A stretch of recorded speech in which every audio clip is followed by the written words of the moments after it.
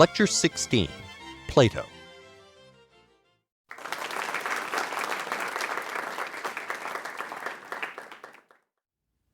Welcome back to Lecture 16, in which we turn to looking at the works of one of the greatest thinkers and writers of all time, Plato.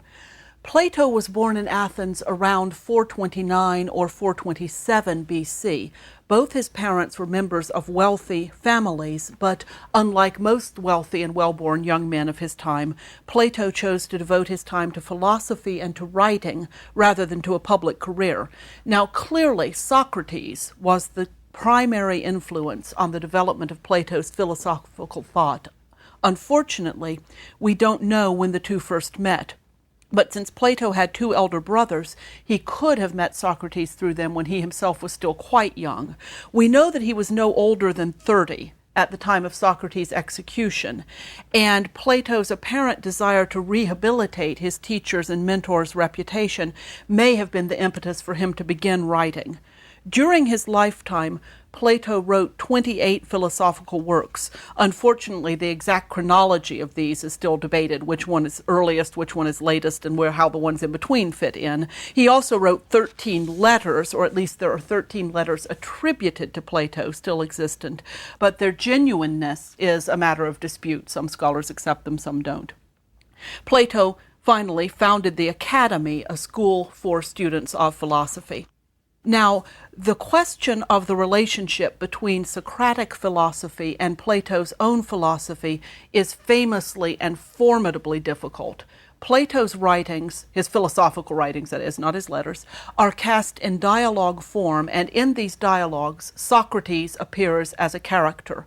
But the relationship between the words and ideas of the Socrates, put that in quotation marks, in the dialogues, and the actual Socrates who taught Plato and who was executed in 399 BC, that relationship, what in the dialogues is actually Socratic and what is Platonic, is often referred to as the Socratic question.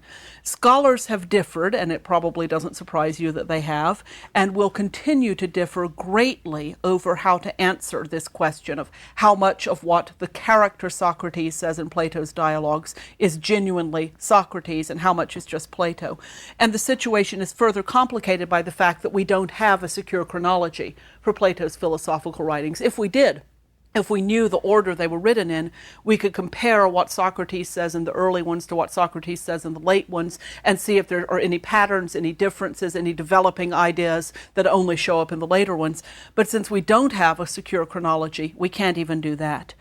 Now, most scholars probably accept that the Apology, Plato's account of Socrates' speech in his own defense at his trial, preserves something close to Socrates' own words. When Plato is writing down what Socrates said in his defense when he was on trial for his life for corrupting the youth of Athens, Plato probably writes something pretty close to what Socrates actually said. Beyond that, it's difficult to say much with any certainty that everybody would agree on about the Socratic question. The Socratic question exists largely because Socrates wrote nothing himself, and that means our knowledge of him, of his ideas, of his philosophical viewpoint, rests entirely on the writings of those who knew him: Plato, Xenophon, and even Aristophanes. Several of Socrates' other pupils, apart from Plato, also wrote Socratic dialogues with Socrates as protagonist. Aristotle classified such Socratic dialogues as a self-contained genre of fiction, which would seem to indicate that Aristotle did not think they had that much direct relationship to what the actual Socrates himself said. But of these dialogues, only Plato's have survived, so we don't have the others for comparative purposes. Now, as we saw in the last lecture, Aristophanes paints a comic portrait of Socrates in clouds and portrays Socrates as a sophist. Most scholars agree that Aristophanes' Socrates is a caricature, and an inaccurate one at that. This caricature may have been very, very funny in 423 when Clouds was produced, but it bore very grim fruit in 399 when Socrates was put on trial for his life and was executed. The charges on which Socrates was executed included the accusation that he taught young men to make the worse argument appear better. Exactly what was said about the sophists, and exactly, if you remember, the focal point of Clouds, where the worse argument and the better argument come on and have an agon, and then Phidippides learns to make the worse argument appear better to the extent of justifying beating his father. So Socrates was charged in all seriousness and put to death on a charge that was leveled at sophists and that may have had a great deal to do with his portrayal in Clouds. He was also charged with corrupting the youth of Athens and with failing to respect or to honor, the Greek verb can mean either one, the gods of Athens. Now, there are many reasons why the Athenians turned on Socrates, but one that cannot be discounted is that one of his young associates, a man named Alcibiades, had proven himself during the Peloponnesian War to be both deeply persuasive and deeply treacherous. Alcibiades went over to Sparta. He went and helped the Spartans. Then he abandoned the Spartans and went and spent some time in Persia. Then he somehow talked the Athenians into taking him back in. So he was a traitor, but he was also an extremely persuasive speaker. It's not, I think, in the aftermath of the Peloponnesian War, entirely incomprehensible that some Athenians would have suspected that Socrates, like the sophists, was teaching young men to argue positions fluently without any moral grounding whatsoever. Alcibiades certainly seems to be a test case for that. Xenophon, our third source of information on Socrates, is best known in modern times as a historian, but he also wrote reminiscences of Socrates, whom he had known personally. Apparently, Plato and Xenophon both wrote, at least in part, to try to rehabilitate Socrates' reputation, both from his trial and execution and from the portrait in Clouds. But Xenophon's Socrates is very, very different from the one Plato shows us. The Socrates Xenophon portrays is much more straightforward than Plato's character, and in addition, he is a spokesman for the traditional ideas about virtue, while Plato's Socrates operates not by offering his own opinions or articulating his own ideas, but by eliciting ideas from others through questioning, the famous Socratic questioning. Now, Plato's dialogues range over a very great number of topics, including ethics, politics, the nature of the soul, the construction of the cosmos, various other things. Plato's own opinions are notoriously hard to deduce from his writings. It's not only hard to deduce what's truly Socratic, it's also hard to deduce Plato's own opinions about these matters that he discusses in his dialogues, because Plato never speaks in a narrator's voice. So we're left to try to deduce the point, his opinion, from his character statements. And just as it is never safe in drama to assume that a character speaks for an author, we shouldn't say, as Shakespeare says, who steals my purse steals trash. We should say, as Iago says. And that's a very different thing. So we can never be certain that Plato's characters, even Socrates, speak for Plato. Indeed, the reader almost becomes an interlocutor in the dialogue, which is left open-ended and unresolved. This is especially true in the so-called aporetic dialogues. That's a word that comes from the Greek word aporia, which refers first and foremost to tracklessness or pathlessness, a place that you can't find a way through, means metaphorically a puzzle, something that can't be figured out. And there are several dialogues which are called the aporetic dialogues, usually assumed to be early, but we don't know that, in which Socrates questions interlocutors who think that they know what a particular concept, for instance, piety, means. And as the questioning goes on, it becomes clear that the only definition that can be reached is what a particular concept is not, rather than what it is. And thus the reader is left, like Socrates' fellow characters, in a state of aporia with no definite answers, with no definite definition of something that they think they know about before they start thinking more clearly about it. Now, like Plato's other works, the Republic, on which I want to concentrate for the rest of this lecture, is a dialogue in which Socrates and various interlocutors discuss and debate topics of interest. The primary topics of discussion in the Republic are justice, both for individuals and for the state, and what the ideal state would be. Of course, we don't know exactly when Plato wrote the Republic, but it is generally assumed to be a work of his maturity. The translator Desmond Lee says cautiously, quote, "If we think of it as having been written round about 375 BC, we shall not be far wrong," close quote. So around 375 will do. The dramatic date of the dialogue, however, is around 420 BC. So Plato is probably writing in 375, but he sets the dialogue, the characters and the setting are in 420. That means Socrates, in the dramatic date of the dialogue, Socrates is around 50 years old and some 20 years away from his execution. The setting of the Republic is the house of a man named Cephalus, a native of Syracuse who's a resident alien in Athens. His sons Polemarchus, Lysias, and Euthydemus are all present, as are Plato's two older brothers Glaucon and Adeimantus. And another character in the dialogue of the Republic is Thrasymachus, a sophist, who responds to Socrates' questions about justice in Book 1. Now, these characters were all real people. And it's worth pausing for a moment to consider at the outset of our discussion of Republic what effect Plato's audience's knowledge of these people's later fates would have had on their reading of the Republic. Remember, these people are all alive in 420. Plato writes in around 375. People reading the Republic then know what happened to all of these characters, and it's pretty grim. Cephalus was already an old man in 420. He probably died before the end of the Peloponnesian War. However, his sons Polemarchus and Lysias were both arrested by the 30 tyrants during their reign of terror that I mentioned in the lecture on Thucydides. Polemarchus was executed. Lysias managed to escape but had to flee Athens. Now, Lysias was later an orator, and we know the details of this family's fate from his orations. That's pure luck for us. We have Lysias' speeches that let us know what happened to these characters in Plato's dialogue. Think about what this means. It means that this great discussion of justice and the ideal state takes place in a household that will itself be destroyed by the 30 tyrants, an embodiment of injustice, and a household of people who are not and cannot be citizens of the society in which they're living. They're resident aliens. There's no method for them to get Athenian citizenship. This is just one example of the kind of ironies that run through the Republic, and of course throughout it all, there's also our knowledge that Socrates, who is discussing justice and the ideal state, will be killed by Athenian society in the aftermath of the Peloponnesian War. Well, the Republic begins as a debate of the question, what is justice? And at first, the discussion focuses on justice between individuals.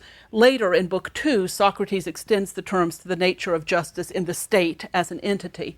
Book 1 resembles an aporetic dialogue so closely that some scholars think Book 1 was written first as a freestanding work, and then Plato added the rest of the Republic on afterwards to develop it into the 10-book version we know. In the opening book, Socrates questions Thrasymachus about the nature of justice, but Thrasymachus is unable to give any adequate account of what justice is. However, unlike the aporetic dialogues in which that would be where the topic is left, that we can define what justice is not, but we can't say what it is, in the Republic, Socrates and his other interlocutors are not content to let the matter rest, and they continue on for 9 more books. Thrasymachus retires into the background after Book 1, and Book 2 opens with Plato's brothers, Glaucon and Adeimantus, pushing the question further. Now, Adeimantus' challenge to Socrates in Book 2 is a pivotal moment. Adeimantus lays out the traditional Homeric system of valuation of justice. Think back to the lecture on the Iliad, Time, and so forth. And he declares that it is not sufficient. Adeimantus says, and I'm quoting from Desmond Lee's translation, "All you professed partisans of justice have never blamed injustice or praised justice except for the reputation and honors and rewards they bring. No one, poet or layman, has ever sufficiently inquired what the effect of each is, each meaning justice or injustice, on the mind of the individual, an effect that may be unobserved by either gods or men, or explained how it is that injustice has the worst possible effect on the mind and justice the reverse. Had you adopted that method from the beginning and set about convincing us when we were young, there would be no need to protect ourselves against our neighbors wronging us. Each man would be his own best protector, because he would be afraid that by doing wrong, he was doing himself a grave and lasting injury. Now, Adeimantus here puts this challenge to the traditional view of justice in terms of what the young should be taught. If you had taught us this when we were young, he says, we would all be better off. And this sets up one major thread of the rest of the Republic, the education of the young. The dialogue then focuses on the nature of the ideal state, the state that would treat its citizens most justly, and what form of education system would be necessary to bring about an ideal state that would treat its citizens justly. In books 2 and 3, Socrates and his interlocutors discuss the role of literature and poetry in the ideal state, especially for the class of citizens whom Socrates calls the guardians, from whom the rulers of the state will be chosen. Book 4 examines what justice would consist of in a state ruled by specially trained guardians. In Book 5, Socrates outlines the roles of women and children in the ideal state. Women will be educated just as men are. Children will be raised communally by the state and not by their parents. At this point, Adeimantus requests proof from Socrates that it would be possible to organize a state along the lines Socrates has indicated. And very interestingly, Socrates responds that he has been describing an ideal state, not necessarily a possible one. The Republic thus begins the tradition in Western literature of utopian narratives. Bear that in mind later on in the course when, for instance, with Professor Hertzman, you study Thomas More's Utopia, this discussion of an ideal state that perhaps the author realizes cannot ever be brought into existence. But Socrates says that for imperfect states such as currently exist to approach his ideal state, the most important point is that the ruling class, the guardians, must be trained as philosophers, a word which in Greek, of course, just means lover of wisdom. And this leads to a discussion of the nature of the philosopher. If we need to train our guardians as philosophers, what is a philosopher? You see how one question leads to another. As the dialogue moves into Book 6, Socrates returns to the question of the education of the philosopher rulers. He says that they must study the good, with a capital G. And then, of course, he's asked, reasonably enough, to provide a definition of the good. He cannot answer directly, but articulates the theory of ideas or forms, which are the only reality. The theory that what we see as reality is a reflection of transcendent abstract realities such as the good, the beautiful, and so on. Now, in Book 7, Socrates illustrates his view of education with the well-known allegory of the cave. He imagines people chained in a cave with their backs to the entrance, watching shadows projected on a wall in front of them by the light of a fire behind them. These prisoners think that the shadows are reality.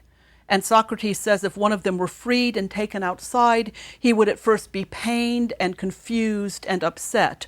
If, after he had learned to see the real world, he went back into the cave and told his fellow prisoners what he had seen, Socrates says he would be mocked and even killed by those fellow prisoners, which may well be a foreshadowing of what we know happened to Socrates, because Socrates says that the philosopher who has grasped something of the nature of reality itself is in the position of the freed prisoner. He voluntarily goes back into the cave and tries to tell the rest of us what it was that he has seen, what it was that he's apprehended, and we react by mocking him and killing him. The conversation then returns in Books 8 and 9 to a discussion of the different types of human beings and of governments, and in Book 10 it returns to the role of poetry. The Republic ends with a discussion of the immortality of the soul. Now, I feel almost like a criminal myself for running through the Republic that quickly, and by leaving out as much as I've had and going as quickly as I have done, I have undoubtedly distorted a great deal. But in the time that's left to me, I want to concentrate on one aspect of the Republic, the distrust of poetry and the exclusion of poetry from the ideal state. Because this is a course on literature after all, and in the Republic, Socrates, in quotations, the character Socrates, talks about literature, the role of literature, and in fact he gives it only a very limited role in his ideal state. Socrates first discusses poetry in books 2 and 3, where he objects to its use in Athens on the grounds both of its content and its form. And in Book 10, he gives a further discussion of why poetry would be problematic in his ideal state. And by poetry, he means pretty much what we would classify as literature in general. First, in books 2 and 3, Socrates objects to the content of traditional poetry in several ways. He says, to begin with, there's the problem that many of the traditional stories are simply false, and that they misrepresent the nature both of gods and of ancient heroes. As examples of incorrect treatments of the gods, he cites Homer's depiction of Zeus as an adulterer, and of the gods in general as quarrelsome and violent towards one another. Remember what I said in the lecture on Euripides about the problems brought through anthropomorphism. If that's how we conceptualize our gods, we give them all the characteristics of human beings, this leads to some problems in our understanding of and treatment of the gods. And Socrates in the Republic says, that just can't be right. Zeus can't be an adulterer. The gods can't get into fistfights on Mount Olympus, as Homer shows them doing in the Iliad. That just cannot be accurate.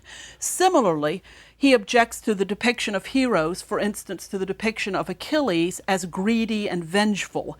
He says, we cannot have our citizens believe that Achilles, whose mother was a goddess and whose father was a man of the utmost self-control and a grandson of Zeus, was in such a state of inner confusion that he combined in himself the two contrary maladies of ungenerous meanness about money and excessive arrogance to gods and men. So Socrates in the Republic is not impressed with the character of Achilles in the Iliad. Notice he doesn't deny that Achilles really existed. He says there was a real Achilles, but Homer has misrepresented his character. In addition, Socrates objects to stories that instill fear and timidity in their hearers, rather than encouraging the characteristics of courage and self-control. Remember, he's talking about the education of the guardians, in particular, the rulers of the ideal state. So, for instance, he says passages in Homer that conduce to fear of the afterlife must be extirpated. If we don't throw Homer out entirely, we've got to bowdlerize him. We've got to edit him. And we need to get rid of passages that make people afraid of death. Speaking of the training of the guardians, he says, what if they are to be brave? Must we not extend our range to include something that will give them the least possible fear of death? Will anyone who in his heart fears death ever be brave? And will anyone who believes in terrors in the afterlife be without fear of death and prefer death in battle to defeat and slavery? And the answers to those that his interlocutor gives him are, of course, no. And so Socrates continues, it looks then as if we shall have to control storytellers on this topic too. We must ask the poets to stop giving their present gloomy account of the afterlife, which is both untrue and unsuitable to produce a fighting spirit, and make them speak more favorably of it, of the afterlife. The first example he cites of such passages is a comment made in Book 11 of the Odyssey when Achilles' ghost speaks to Odysseus. Odysseus tries to comfort Achilles for being dead by recounting the great funeral the Greeks had given him. And Achilles says to Odysseus, I would rather be a serf in the house of some landless man with little enough for himself to live on than be king of all the dead men that have done with life. Remember Achilles' choice between two fates in the Iliad, to live a short and glorious life or a long and uneventful one. In the Odyssey, the soul of Achilles seems to say, I got it wrong. That's a very interesting topic in Homeric studies that unfortunately we can't go into here. But Socrates quotes the line in the Republic to say that such a sentiment must be kept from the ears of the guardians in training, lest it undermine their courage. Now, Socrates' objection to poetry in this section of the Republic is not based solely on the content of traditional poetry. He also objects to its form. Socrates says that all literature consists either of narration, that would be historical narratives like Herodotus, or representation, or a combination of the two. By representation, he means the author's assumption of a character other than his own. In its milder form, representation consists of direct quotation, as in Homer, where Homer quotes speeches of his characters. In its stronger form, it turns into acting, where the speaker presents himself in character as someone else. Now, traditional Greek education involved reciting aloud. That was the way learning was done. The boys in school recited aloud the passages they'd been reading. Thus, Socrates wants to exclude representation from the poetry that the guardians will study, so that they will not be trained in the expression of inferior characters' viewpoints. He thinks by reciting the lines of inferior characters, they'll be trained to some extent to adapt those characters themselves. While he can admire great poets and great performers, Socrates says that they have no place in his ideal state. He'll throw them out entirely. He comments, "If we are visited in our state by someone who has the skill to transform himself into all sorts of characters and represent all sorts of things, and he wants to show off himself and his poems to us, we shall treat him with all the reverence due to a priest and giver of rare pleasure, but shall tell him that he and his kind have no place in our city, and we shall send him elsewhere, after anointing him with myrrh and crowning him with fillets of wool." So he's treated with respect. "For ourselves," Socrates continues, "we shall for our own good employ storytellers and poets who are severe rather than amusing, who portray the style of the good man, and in their works abide by the principles we laid down for them when we started out on this attempt." Doesn't sound like much fun, but that's what he says. Poets who are severe rather than amusing. Now, Socrates' analysis of the problems inherent in poetry's form are developed further in Book 10, where he defines art, including poetry, as a copy of a copy. Remember, what we see as reality is merely a reflection of the ideas, or the forms. And so poetry or art of any kind is a copy of what we think is reality, which is itself only a copy of the true reality. So art is two removes from reality. And Socrates says that the rational part of the human soul does not respond to imitation, and thus art and poetry appeal to a lower part of the soul than the rational. That's a problem in itself. Furthermore, because of their appeal to the part of the soul that enjoys emotions such as pity and grief, poetry can influence people away from virtue. Socrates elaborates on this point. He says, "The poet gratifies and indulges the instinctive desires of a part of us which we forcibly restrain in our private misfortunes, with its hunger for tears and for an uninhibited indulgence in grief." In other words, when something terrible actually happens to one of us, Socrates says, we think that the appropriate response is to exhibit self-control, to keep our emotions inside, not to weep and wail and cry and carry on. But he says that when we watch someone else enacting these emotions, we think there's nothing wrong with being moved. We can sit and cry in the theater over the misfortunes of Oedipus and not think that we are in any way training our soul in bad habits. But he concludes, very few people are capable of realizing that what we feel for other people must infect what we feel for ourselves, and that if we let our pity for the misfortunes of others grow too strong, it will be difficult to restrain our feelings in our own misfortune. Now, by the way, I don't have a lecture on Aristotle in this course, unfortunately, but those of you who know that Aristotle said the purpose of tragedy was to provide a catharsis of pity and fear, a cleansing of pity and fear, Aristotle was almost definitely writing in direct response to this passage in Republic, to saying, no, arousing pity and fear is not a bad thing, it's a good thing. It lets us have a catharsis of those emotions. It doesn't train us to wallow in them in our own cases. So, in the ideal state, poetry must be carefully controlled. Only hymns praising the gods and poems praising virtuous men will be allowed, Socrates concludes. Now, what are we to make of this critique of poetry and Socrates' exclusion of most traditional forms of poetic expression from his ideal state? There is a really obvious irony here. Plato's Socrates says that literary productions, copies of copies, are inadmissible and potentially harmful, and he says so in a beautifully crafted literary production. Furthermore, Plato singles out Homer for exclusion, but he himself quotes Homer and the same line, Achilles' line about preferring to be a serf rather than a king over the dead, in no less important a context than the allegory of the cave. Plato quotes that line approvingly. Even more, Socrates identifies dialogue without intervening narration as the most dangerous and pernicious form of poetic imitation, but this is precisely the form of the Republic itself. The entire Republic consists of in-character speeches. The narrator speaks in the first-person singular as Socrates. So we have to take the word of Socrates, the character, for it, that speaking in character is a pernicious thing. This is, to put it mildly, ironic.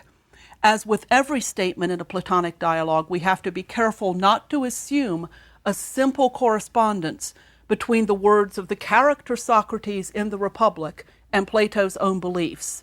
And this is particularly true, I think, in the Republic, where we have to bear in mind the distance between the ideal state as imagined and the possibilities for enactment, because Socrates himself says this may not be possible to realize, this is an ideal. Would Plato himself even have wanted this ideal state to be brought into existence? Or are some of the precepts he lays out meant to challenge us rather than meant as recommendations? We leave these questions unanswered in our own version of Socratic aporia.